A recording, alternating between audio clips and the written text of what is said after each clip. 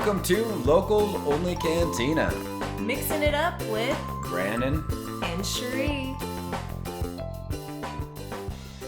What's up, you guys? Welcome back to Locals Only. What's up? So Brandon sent me something actually a little while back, and I've been wanting to talk about it, and we just haven't really thought about bringing it into our conversation yet, but I think it's an important one. We've kind of talked about it a little bit, but we'll share the link to the video that he sent me. But who was it talking about exactly? Like, what is this? Esther Perel. So She's being interviewed by somebody else that I don't remember his name. Yeah, so, and what does she do? She's a sex therapist. Okay. So he sent me this, and it was... She's kind of an internet famous too. She's got a bunch of stuff on YouTube, content. She wrote a couple books, Mating in Captivity, which I read, which is awesome. A couple others that I don't remember nor have I read, but yeah. Okay. Well, he picked up his drink, so I'm going to pick it up and cheers. Well, I'm thirsty. Cheers.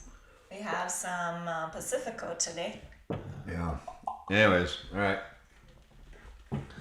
So what were you thinking? So in the video, they're talking about cheating and infidelity and why people turn to that instead of turning to their spouse. And so we've had many friends that have gone through this, and I think like this can happen to anyone, and I don't think that people realize that. I think people think, oh, as long as I do A, B, and C, I'm going to be safe in my relationship. But I really liked how she talked in her interview about it not being always a symptom of something wrong in your marriage. Sometimes it can be for other reasons, and I don't think that people really actually think about those reasons. Well, we'll talk about it, but when she goes on and talk about what the symptoms are, they are something wrong. They are things that we neglect, right? Yeah. But not necessarily because there's abuse or because the person's awful or because of stuff like that. Yeah, she's kind of talking about how these... I'm touching her mics too much. She kind of talks about how she has people come in and talk to her, and they don't necessarily not love their spouse anymore. They just have other types of symptoms that happen to where they go down that road, I guess. So anyway, so you want me to start going on? Yeah. Okay, so you thumped this one up. Yeah. So I think I'm trying to remember some of the stuff that she talked about, but a lot of times when, I don't know, you got something to say? Well, she was talking about how she used to think that infidelity was because you were married to somebody that was awful, because there was serious neglect, because there was abuse, because there was X, Y, or Z, these things that were really easy to point out that were wrong. Then she had all these people come in saying, I love my spouse, but I'm having an affair still. And then her mind was sort of opened up to these different realities. Yeah. And I think, like, for me, kind of what she was talking about is a lot of times when these couples would come in and one of them would say, you know, I'm not getting this from home. I'm not feeling this desire anymore.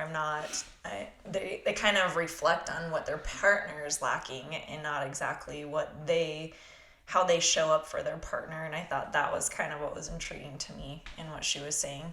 Yeah.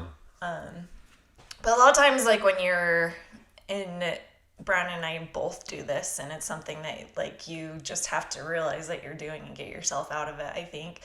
But I think a lot of times it's easier to blame certain things on your partner and say, okay, they're not giving me this. It's easier to see what the other person is lacking in giving you than it is to actually recognize that in yourself and make the changes in yourself. And that's kind of down the roads of, like, what I liked about what she was talking about. One of the things that she was discussing was, you know, how sometimes when you're married for a long time, you get to a point where things feel a little bit more stagnant, where you feel like, okay, well, it's just the mundane. We're going to go to work, come home, watch TV, go to bed, wake up, go to work, and it's just this routine thing. And instead of actually dating each other, kind of like what we talk a lot about, like that interaction between you as a couple stops being fun. It stops being something that you actually desire and want to come home to. And you may necessarily not love your spouse, but sometimes if you're not getting it there, you might look for it in other places. And so I was kind of liking going down that road. Does that make sense? I think so. You don't have anything to say about it? I don't know. I mean, I was just thinking, I had a conversation actually with a friend of mine that was recently divorced this last year, and kind of along these topics, conversation came up where he's like, honestly, like, I just have never known, like in the last decade of my life, never known what it's like to just be with somebody that just thinks I'm cool. Like, guys are really simple. Like, I hate to be the guy to compare us to dogs, right? Because that's silly. But what do we love about dogs, right? We love that when we come home, no matter what, they're excited to see you, right? You get into a relationship, though, and you're together for any amount of time. That at first, when you're newlyweds and everything, that excitement's there. You're excited to see your spouse come home, all this stuff, and then eventually that dies. You walk in the door, hey. You go throughout your day and things are just normal. Guys never fucking lose the drive to be with somebody that just thinks they're rad, thinks they're cool, thinks they're neat, thinks they're funny. Is excited to see them, but all too often you get comfortable and you forget to give the simple things to the people that you supposedly love, right? And this friend of mine was married to somebody who was somewhat awful right from the start. That was a choice he made to ignore a bunch of red flags, but that's a topic for a whole another day. But seriously, but that's exactly what she was saying, though. Like, where he was just like, I just want to be with somebody that's cool, right? You can be married to somebody and love them, but they ignore that part, right? They're not excited to see you. They don't think that you're that cool. They don't treat you like you want to be treated. They're not necessarily an asshole. They're not mean. But then you might find somebody at work that just thinks you're fucking cool. And just the fact that they think you're cool is going to attach you to them, right? You don't get that feeling at home, so you get that from this person at work. Yeah, you're automatically drawn to somebody who gives interest to you. It's a feeling. Yeah. It's that feeling you get when you're young and you date and this and that, and then that goes away, and then you've been married 5, 10, 15 years, and somebody makes you feel like that again. You might still love your spouse, but you really like the feeling that you get from that person. It could be as simple as just like neglecting to make somebody feel wanted, make them feel like they're cool, like you still like them like you used to, And that happens on both sides. It's not just the man coming home from work and needing that attention. It's both sides of that, and it might look a little bit different for each. And that was something that even in our marriage, you came up and said, hey, I really need this. And I actually really appreciated that because I didn't realize it was something that you needed. I was like, I'm fucking rad. Why don't you treat me like I'm rad? This is like, some bullshit right now. When I come in the door, you better tell me how awesome I am. The dogs think I'm cool. Jesus Christ. No, we didn't have it. Every time you walked in the door, I was like, everything is awesome. I would sing the Lego movie song. Yeah. It changed our whole world, and all of a sudden everything was awesome after that. It didn't quite go like that. In fact, I don't even remember that discussion, to be honest, so it was actually remind me. It was actually when after you gave me that book on tape for the how to properly feed and care for your husband. Care and feeding of husbands. Yeah, and that was one of those times where I was like so pissed off that you gave me this book, but I decided to give it a try anyways, and I listened to it. And one of the things they talked about in it was just the fact that men like to have that feeling right when they walk in the door because they've been at work all day and they just like want to be appreciated and feel that appreciation from their partner. And weirdly enough, it's like a simple act, right? But sometimes like when you might get out of the you get out of just doing those special things for each other. Sometimes those things that can be so simple seem like a lot harder to add back into your relationship. And it's just because you let them go away, right? Yeah.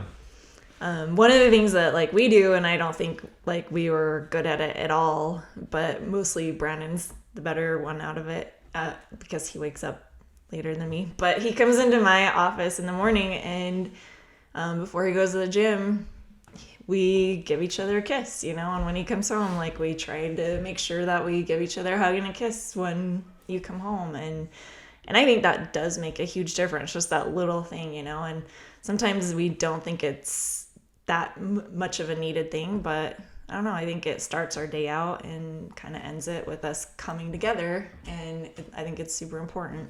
Yep. And with Brandon, he's always like, and sometimes you can make it a little fun, because sometimes it's just like that mundane, okay, give me a kiss before you go or whatever. But maybe, I mean, like this morning, Brandon grabbed me and he like made me make out for a little bit, right?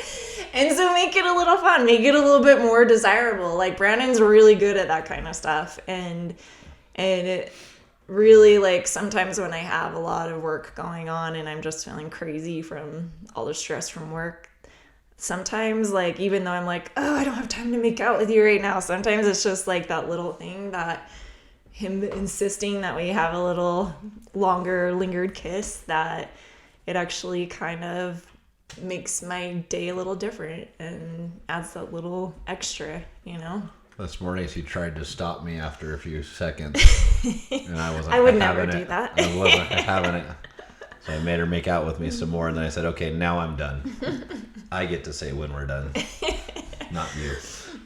But it's like But those it's little teasing, things, though, right? yeah. For all of you ladies out there, like, oh, that chauvinistic asshole. Calm, cool down, cool your jets. No, it's It's all something for that fun. like I needed, right? Like, because I just like get up. Camera's crooked. Okay, get up. We had to plug it in, and so it keeps going to a crooked Yeah. side. You say what? Is something you needed? What? No, but sometimes, like, because I am in a stressful mode, like he knows, like there are certain days where I'm like, it has to be a fast kiss, or else I might. There's days I'm not even fucking go in that room.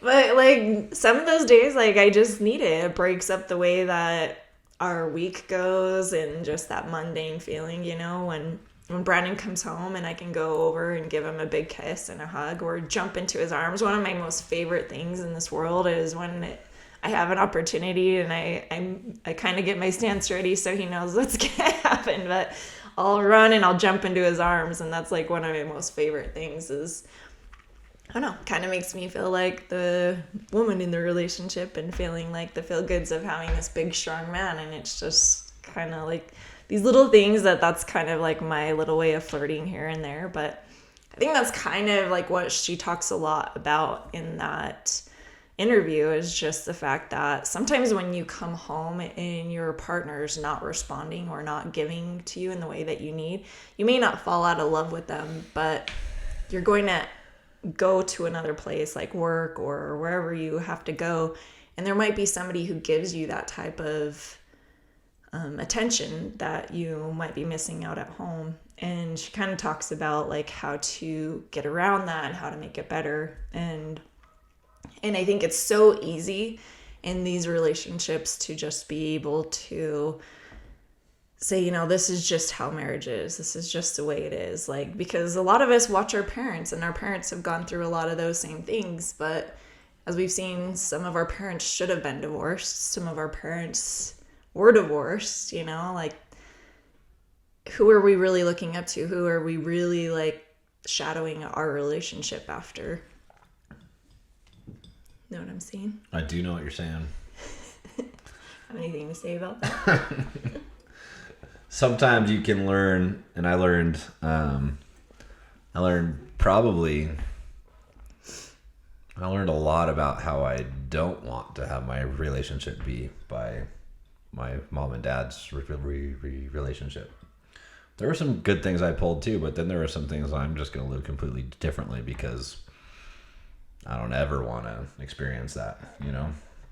So just because you grew up with a somewhat rough environment or not the best examples as far as husband and wife go, you can learn from that still, and you can just choose to not be like that, right? But sometimes we even watch our parents, and it's not like they have a bad relationship, and it's not like we look at them and say, oh, I'll never do that. Sometimes in our homes, it might just be like the duty of being in a relationship, of being like the mom and dad, and you miss out on seeing that romantic part that your parents have that maybe they don't show to you, or maybe they just don't have that romance in their relationship.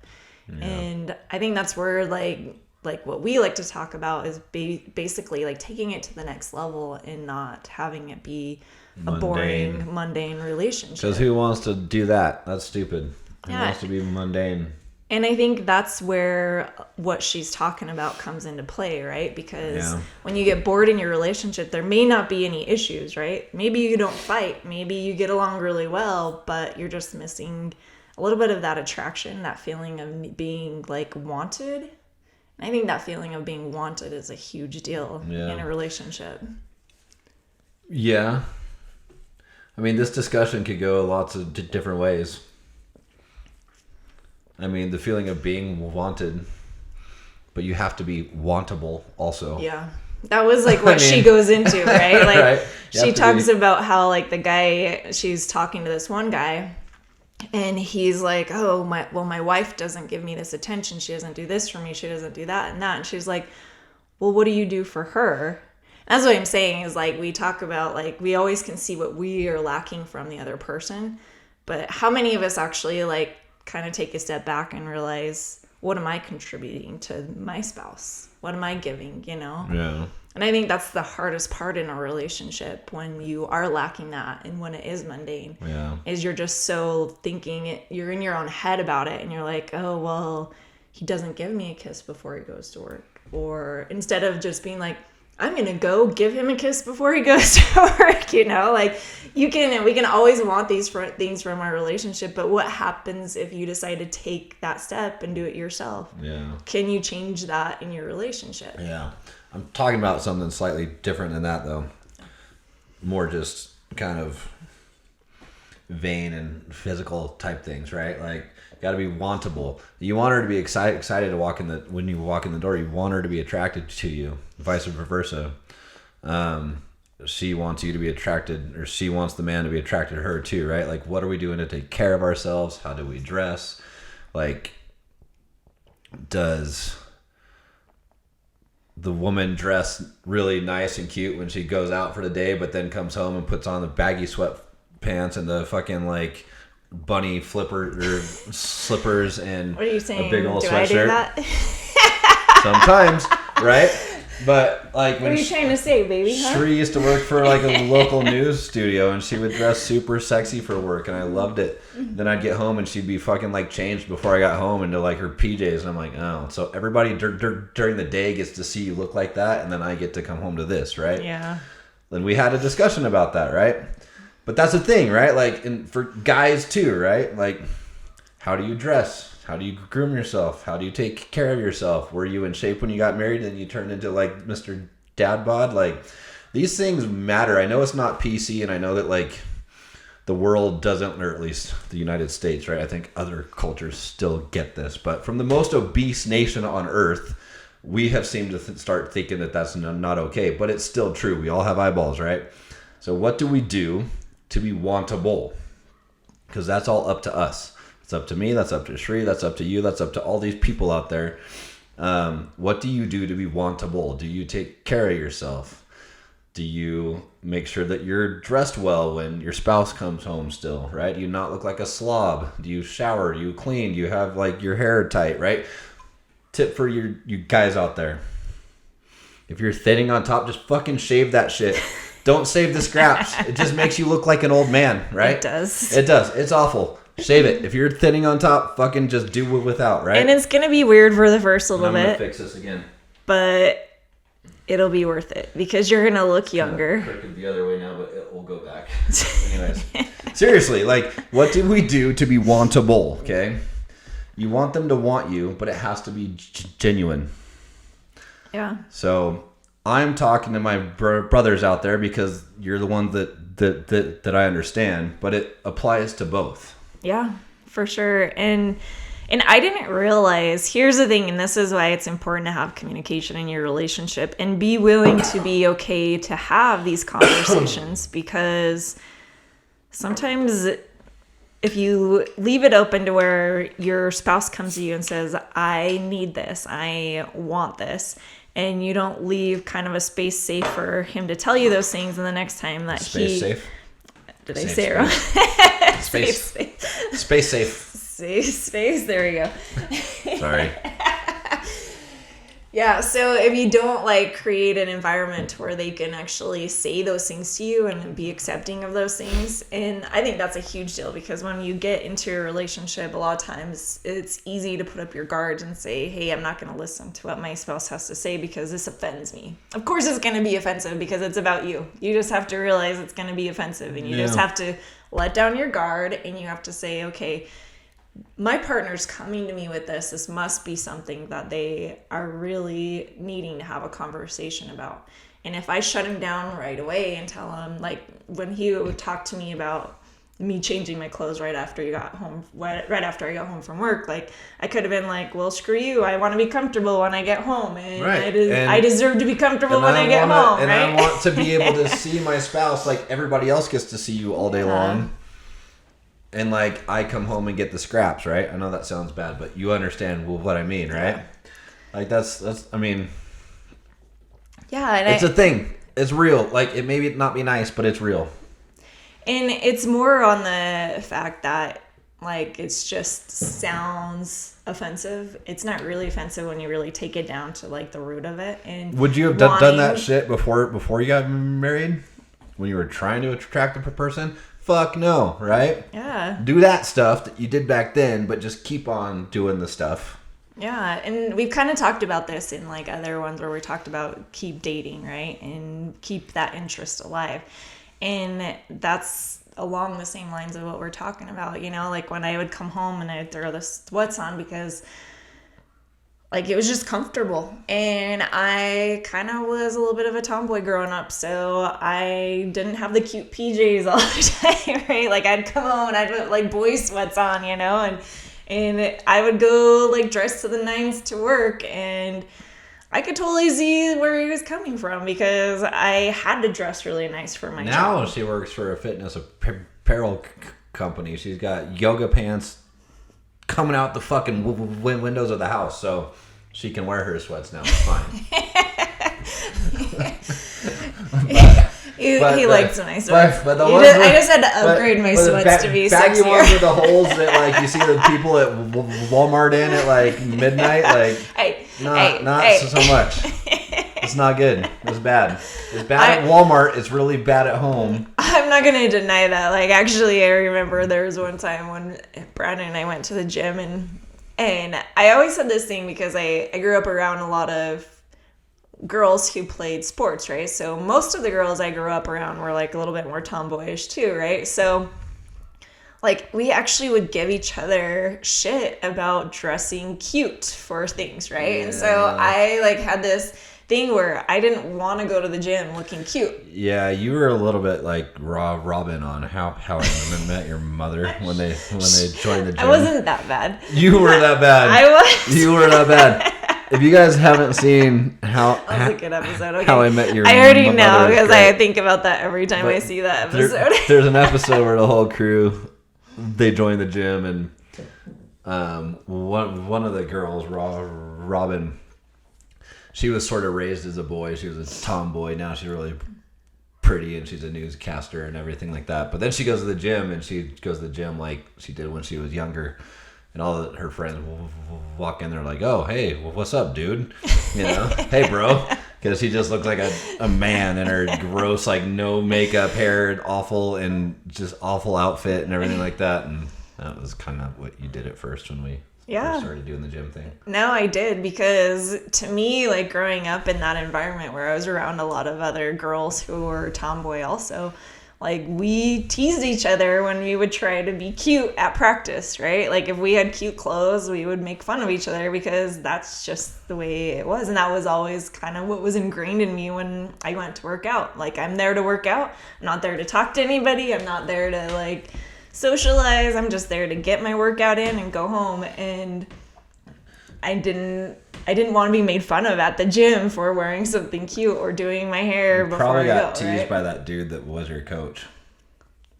I mean, what wasn't actually a dude? What?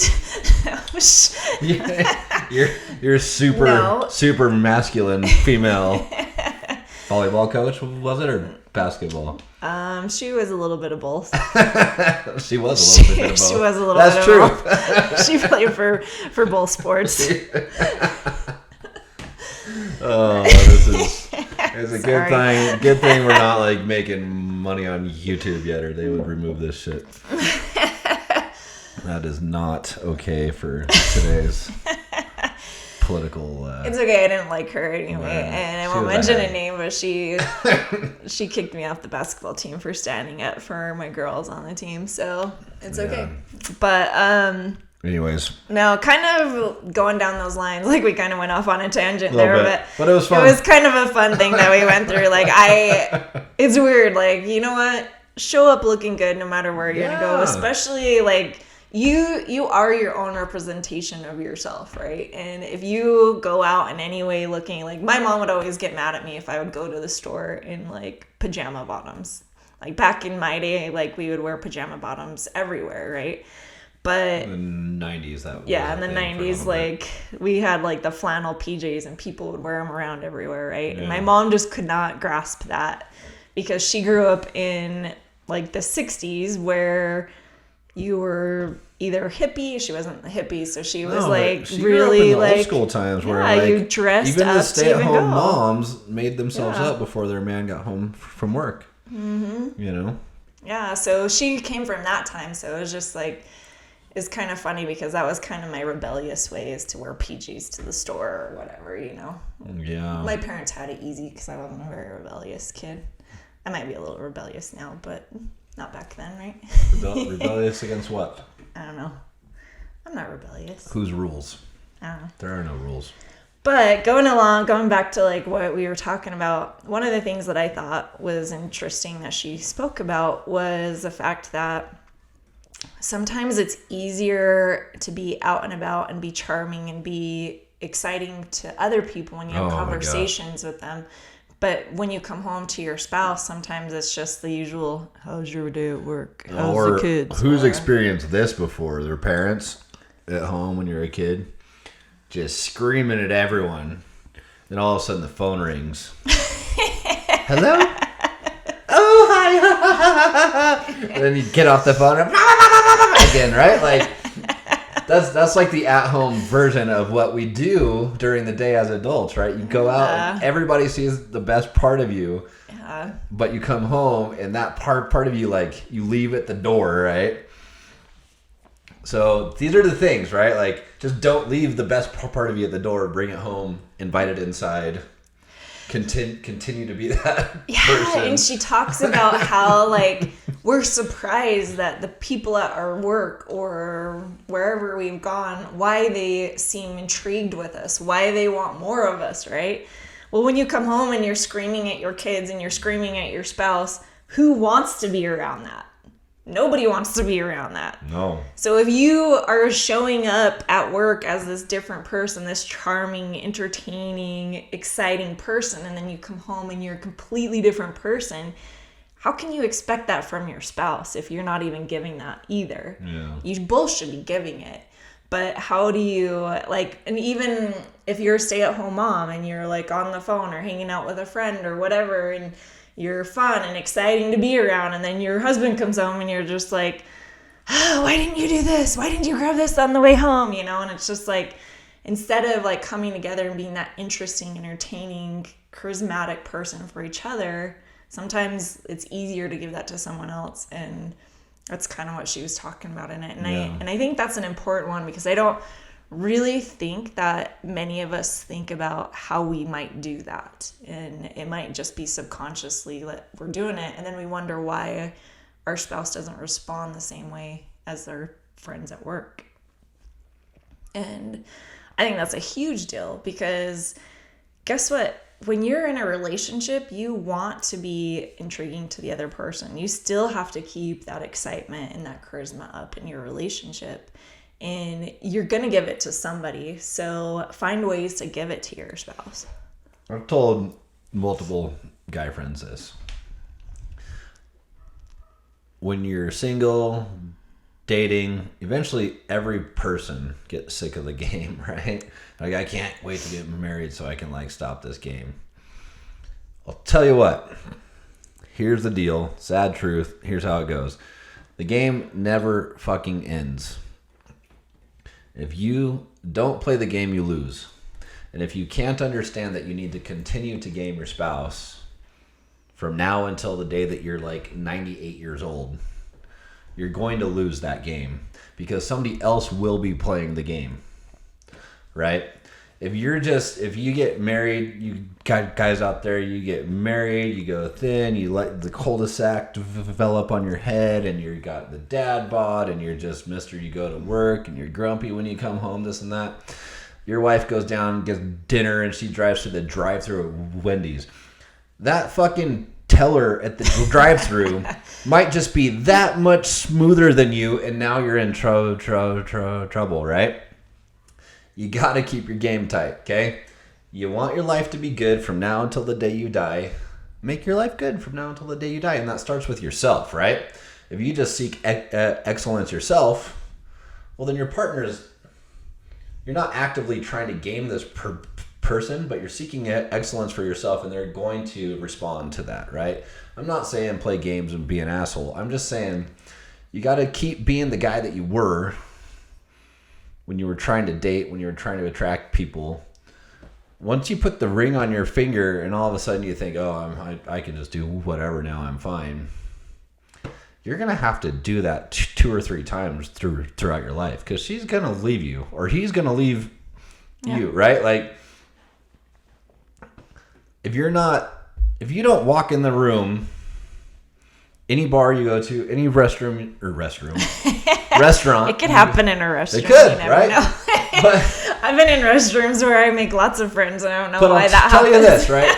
People that actually truly seek excellence in their life are very, very few and far between. So for you to differentiate yourself from the crowd doesn't take that much, right? If you truly seek excellence in your life, you're going to walk into any bar, any restaurant, any restroom, wherever you are, and you're going to be top 10% in the room, and your spouse is probably not going to have their eyes wander. But if you're just the mundane, average person that thinks that, oh, I'm married, I can be comfortable and I can let my shit go and just not be that cool, their eyes are going to wander.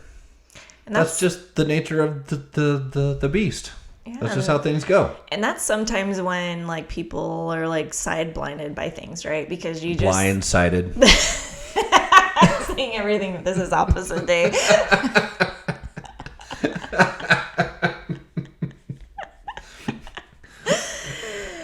Cut. This retake. This is the middle of the day. We didn't even have shots before this. This is just a beer. This is why I need shots.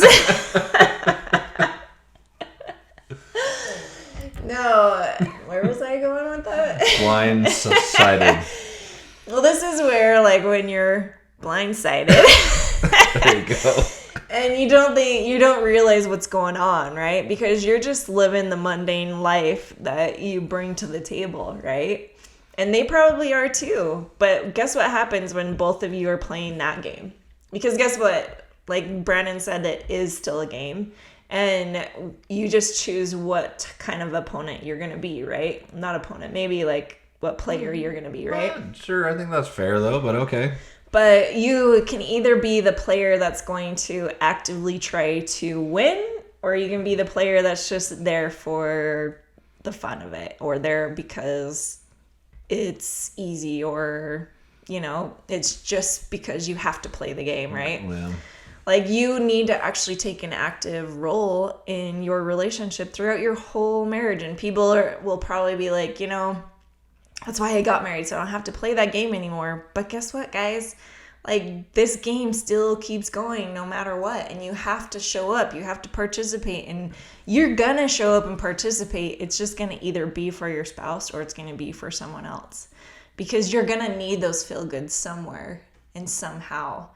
And you may get it when you're going to get your hair cut by the cute girl that cuts your hair, and you may enjoy going to get your hair cut. But what if you had those same feel goods with your wife, and vice versa? Like, you guys gotta put in the effort to make it so that they want you to come home from work. You don't want your spouse to be like, oh, I don't want him to come home. You don't want them to be excited when they're away. You want to be able to have that moment where, like, you have that kiss when you walk through the door, and that you can't wait for your date night every week, And that's part of playing the game, and just showing up, dressing up, having that charisma. Like, doesn't mean you can't be charismatic at work.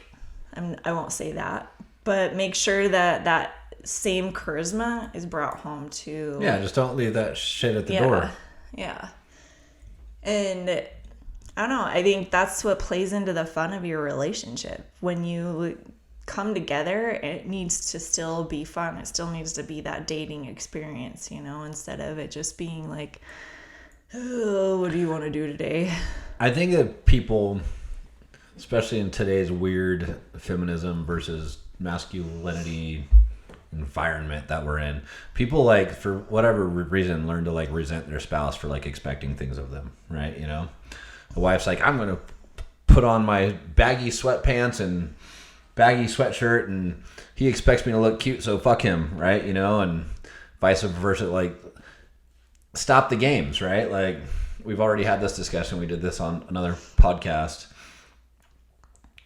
There's no use to have this back and forth. There's no use to have this war between masculine and feminine.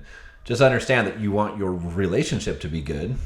So leave the war aside, because the people that are teaching you that shit, they don't want strong families. They don't want strong relationships. They're preaching hate. They're preaching division. So leave all that shit to the side. Guys, take care of yourself. Stay healthy. Stay fit. Groom yourselves. Don't be the belly out to here sitting on the couch drinking beer, watching football, ignoring your wife and kids, okay? Do the things you need to do. Wives, look cute for him still. It's not like you're not giving up your feminist viewpoints in order to be attractive, right? Like, there's this weird war that's out there, and you need just to leave the war out there.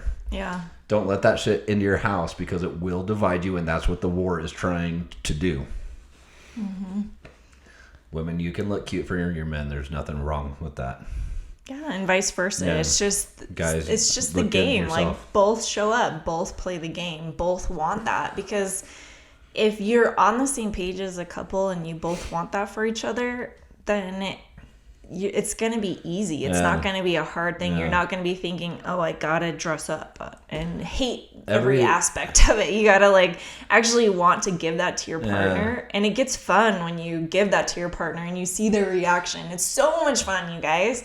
And a lot of people don't realize how much fun they can still have in their relationship just by doing those simple things. And I'm not that guy, too, that's always, like, against the women. Every single time I've had a guy come to me and say that, my wife's not intimate with me, she's not wanting to be with me, I put it right back on him. If she's not having sex with you, it's because she does not want to have sex with you. So why does she not want to have sex with you? What are you doing to groom yourself? Do you go to the gym? Are you fit? Do you do the things that will attract her, right? Like, this is not like a male versus female thing. This is like each of us. And there might be women out there too, married to guys. I'll be real, and people are going to be pissed at me. And she's like thinking, oh, the guy won't have sex anymore. Well, did you gain 50 pounds? Do you still look like you did? Do you still dress cute? He might not be attracted. Like, it's a chance that your spouse just simply may not be attracted to you anymore. And all you got to do is look in the mirror and see, right? Again, not nice, but real, right? Yeah. But I think too, I mean, to go along with that, it's like all the different senses, right? Like, if you you have to really want to improve yourself for other people to be attracted to you. And what I mean by other people, like even your spouse, like you have to want to better yourself. If you look at your relationship and you're constantly saying, oh, he's not providing me with this, he's not doing this, he can't show up here, he's not showing up there. Like sometimes some of those things that they're not showing up for have to do with the way that you are putting that vibe out, or the way that you are taking care of yourself and you're not actually like bettering yourself. But when we all can like better ourselves continually, then we actually have a desire to want to be around that person.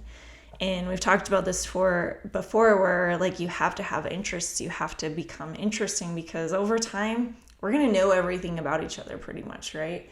But when you can come home and still like have something fun to talk about, or still enjoy just having a moment together, you know, like with Brandon and I, like we make our kids go to bed at a certain time because we need to have us time.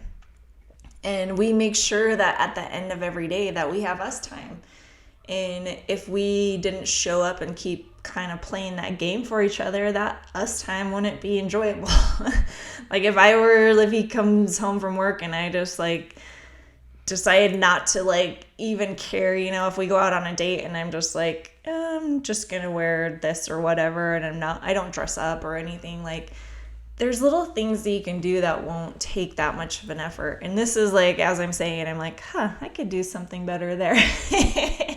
But I think like it's just an ongoing thing, and think of different ways to spice up your relationship. Because if you were single and you guys were dating, what kind of things would you do to actually have the other person be interested in you? And that can't stop after you get married. Truth. You like that? I just said it all right there. It was all there. Yep, that was it. No, but I mean, sometimes it gets hard, you guys, with kids and like everything that you're involved in, because we go through different cycles, and each age brings different things that take up our time, different things that take us away from each other. And it's really important to be able to come together at the end of the day and be able to have those moments together. And, you know, like one of the things that I love about Brandon is that no matter how old we get, you always have a way of making me laugh every day. And that's one of the things that like sometimes I think we become very like stale in our conversations. Like sometimes when we're married couples, like we become very stale and nothing is exciting about our conversations. And I think it comes kind of naturally to you, but like being able to have something to talk about, be able to like spark those interests, because he knows what makes me smile. I know what makes him smile. And like sometimes you just stop doing those things because it's easier to just get out of the habit of doing those things. Like one of the things that Brandon does is like he always does this thing where he like warms up his hands and he goes to smack my ass, and I'm just like running away from it, right? But it's just their little way of like kind of weirdly flirting here and there. And or like even like in a moment where Brandon will grab me and just start dancing in the middle of the night, like not middle of the night. In the evening, not the middle of the night. Dead asleep. Get your ass up. Maybe dancing not the time. Middle of the night. Dancing time. I can't sleep. But and be willing to play along with that, you know, like this whole marriage thing, there has to be playing involved, or else it just becomes boring and it's not fun anymore.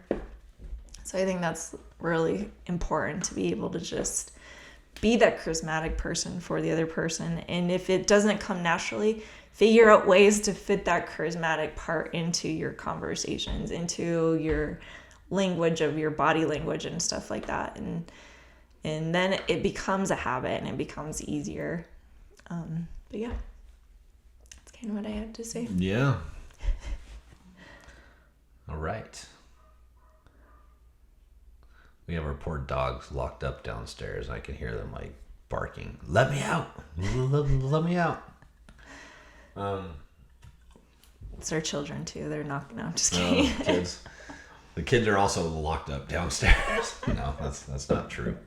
They're at school. This is middle of the day because we're moving actually. So this was like a weird day. We don't usually do this at this time, but no, for real. It's just the best way to make sure that everything stays good from now until the end of time is just to make sure everything stays good from now until the end of time. That means take care of yourself, be attractive, be wantable. You want your partner to want you, be wantable. Both sides. Have fun. Continue to game your spouse. Do the things. Go on date night. There are just certain things that are just truths among people, right? Guys are guys. Guys, I mean, we are somewhat programmed to spread our seed, right? Like that's like what makes a human race go on. But if you're giving that guy all that he needs, he's not going to look elsewhere. If women are with the man that they believe is their best partner, their best opportunity, their best choice, they're fucking blind to all those other assholes out there. And so if you're the best possible man that she could have, she like there's no concern. You don't even need to be concerned. She's not going to seems like a really high standard to you look state elsewhere. it like that. No, well, not all people are created equal, right? And so I'm saying, I mean, if you're, anyways, my point is this: seek excellence, be the best person you can be. Not only for yourself, but and out during the day at work and stuff but also at home. Be fun, engaging. Don't let things get stale and dull. And you probably don't have to be concerned about that. Most of the time when affairs take place, it's because something has gone stale and dull. It does not always mean the person does not love you anymore. It just means they don't have something that they feel like they need. You know? So be willing to have those conversations as a couple and create an environment that they can say those things and be willing to hear those things and reflect on if it's something that you can add better to your relationship or not. And just try to fill those different things that we're talking about. Fill the cup in each of those areas that you can. And the weird thing about it is it kind of can become a fun game to play, and it doesn't seem like work when you actually like continually like add to those cups. But back to what you just said, like it seems like a really high standard to have to achieve, right? So what? What's wrong with trying to achieve a high standard for yourself? At the end of the day, you're gonna like yourself more anyways. You're going to like yourself more. They're going to like you more. Like, and life will be more fun. So what? Yeah. Who cares if it's high? Well, that's what I'm saying is it may seem like too high of a standard or maybe too out of grasp for some people. But when you go down that track and you want to be that person, then it's just like what you're saying. Like you'll become a better version of yourself. And in turn, those around you will respond differently to you. And actually, it's not that high of a standard because we literally live in the most obese nation on the face of the earth, right? So if you just start to take care of yourself, you're already in the like top percentile. You don't have that much competition out there. Your concern can drop significantly. So I'm not saying you got to be Magic Mike, boys. And I'm not saying girls have to be like super models. I'm just saying you need to care about yourself, do the best you can for you, and your partner's going to see that and feel that and pick up on that and be stoked about that. Yeah, don't purposely like sabotage your relationship. I used to have I had this friend one time that she's like, oh, I don't want to shave my legs because that means my husband's going to try to have sex with me. And it's like... Oh, poor girl. Jesus. Listen, red flag number 1. If you don't want to have sex with your spouse, that's a problem. Mm-hmm. Yeah, so have that conversation. There's an issue there. Yeah. Ladies, shave your legs. And for like women, and if you're feeling that way, like figure out what it is that you feel like you're lacking and have that conversation, because your husband does not want you to feel that way about That's a whole nother podcast right there. If you don't want to have sex with your spouse, you're actively trying to keep them away from you, then I think that's a discussion for a whole another day. The crazy thing about that person is they loved their spouse, they loved their kids, they loved their life. She just didn't want to have to have sex. She's right? going to lose all that because he's going to have sex with someone else. Yeah. And probably end up being with and that's someone what I mean. else. That's what I was saying about like earlier being blindsided, is because like she won't have any idea what she's doing wrong because she doesn't realize that's a key part of their relationship. I can already hear women out there getting pissed about what I just said. It's not all about sex. Listen, sex is the only thing that differentiates you guys from just friends. That's it. Well, I think the the crazy not having part. Sex, you're just buddies, and buddies are probably not going to live together happily forever. Yeah, it takes more effort when you're not having that as part of your relationship, because all of a sudden like things get really annoying for you when you don't have that way of coming together. But, it is different for men and women. Sex is different. And maybe we need to do like a podcast about like, maybe we'll just talk about what women go through and just their way of thinking about sex and why it can become a negative thing for them instead of a positive thing for their relationship. Because that is one of the things that I hear a lot from different women that I talk to, is just the fact that they might not enjoy sex as much, but Why? I think because their spouse is not wantable. Yeah, so there's certain things, and that's why I think maybe we need to do like a whole different podcast. I think we already did that, though. Yeah? If they were married to somebody who they were attracted to, they would want to have sex with them. I think it goes a little bit further than that. A little bit here and there, but for the most part, generally that's the case, in which I would speak to my brothers out there and be like, make yourself wantable. Yeah. That's a you thing. You have to generate that desire from her. Yeah, and go into like having that moment at night as being something that is exciting for the both of you instead of it being a job that you're doing. Like actually want and desire to have that moment together, and that all has to do with a lot of different things, but going along the lines of what you're talking about for sure. Yeah. Generally it's that. Is if she doesn't want to have sex with you, is because she doesn't want to have sex with you. Yeah, what's that make sense? What's the? I just said the same thing twice, but that makes sense. Think about that. Yeah, for sure. Yeah. No, I think that's good. And that is up to you. And there are girls out there that suffer from the same thing. I just talked to someone the other day who the husband told the wife, like, I'm never going to have sex with you again. Why? Because he's not attracted to her anymore. Mm-hmm. He loves her, he loves the kids, loves the family, all that stuff, but he's not attracted. So they don't even sleep in the same room, right? There's just plain fucking like laws of nature, right? And if your spouse doesn't want to be intimate with you, there's usually reasons why. Now, there's the outliers, the people that suffered traumatic experiences when they were younger and it messes with their head. We're not discussing those things. We're talking about generally across the board.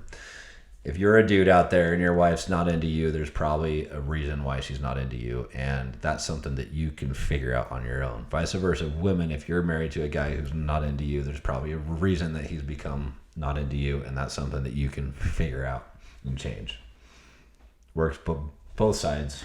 Yeah, and sometimes if you're feeling that from your partner, be the one to step up and change things in your marriage, like be willing to try those things, because if you don't try to make change in your marriage, then it'll just keep going down that road and you're going to end up becoming strangers in the same house. Yeah. And I think that's kind of sometimes the hard part when you are in a marriage, is you just want the other one to show up, right? And we're constantly like, oh, they don't do this for me. I don't get this from them, But sometimes it just takes an action from you to spark that coming back into your relationship.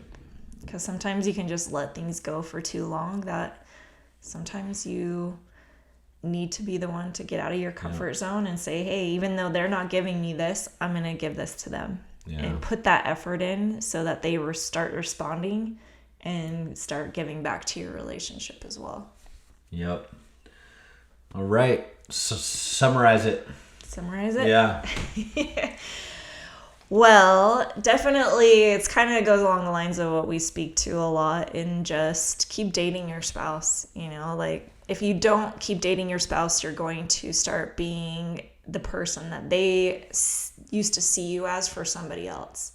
And it's going to be easy to have that fall off on somebody else if you don't put that effort into the spouse that you have. And take care of yourself. Make sure that you are on your game, because the game never ends. The game is going to keep going.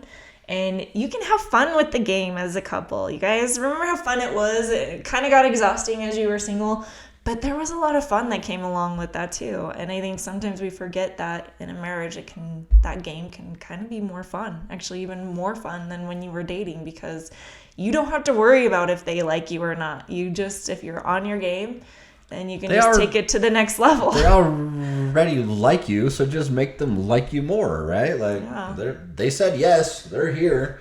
So be that irresistible person that they can't stop getting enough of. And how long have we been married for? Was it 18 or almost 18? Is it almost 19? Almost 19 years. Almost 19 years. Yeah. Next year will be our 20. So, it'll be 19 this year. Yep. November. Yep. Yeah. So, even after this long of marriage, like, we definitely have our trials. We definitely are not the perfect relationship, but crazy thing is it's kind of funny, because now sometimes when we get in arguments, we're like, remember what we talked about in that podcast? We need to take our own advice.